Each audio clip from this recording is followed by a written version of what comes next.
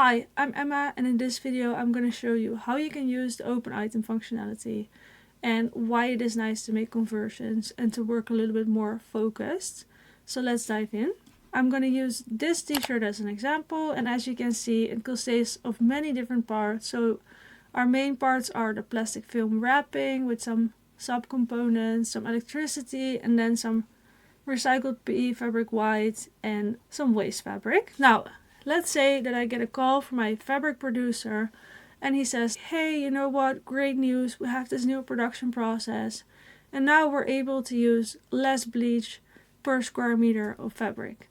So of course that fills me with joy because I can see here that bleach has quite a significant impact, so I want to know the difference or the impact of my t-shirt. Now, the data that he provides me with is per square meter of fabric, but in this particular t-shirt model that I'm in, I have the data per 1.2 square meter of fabric. So that's not super convenient because it requires me to make a conversion in Excel or, make a calculation.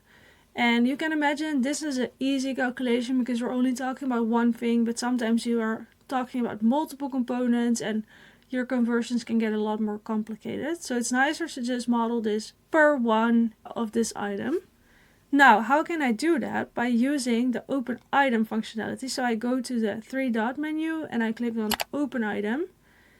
And now you can see that I ended up in this detail page of this fabric. And the nice thing is, you can see it at the bottom of the screen, that we're now modeling per 1 square meter of recycled PE fabric, which is way more easy for me to adapt the model without having to do conversions. So let's adapt the model. Let's say that now we only need 0.12 kilograms of bleach. And let's adapt that here. And now that I've adapted it for 1 square meter, I can go back to my full model of my t-shirt again and see how this changed the impact of this t-shirt in this impact category. And you can imagine if your changes get more complicated, this will add more benefit than for this simple change. So in this video I've shown you how you can use the open item functionality and what the benefits of it are. If you have more questions about this topic or another topic, hit up all of our resources, for example on our help center, but also on YouTube, on our website, and we also have some online courses on our academy. And if you have other questions, feel free to reach out to us. Good luck calculating your own product footprints or LCAs.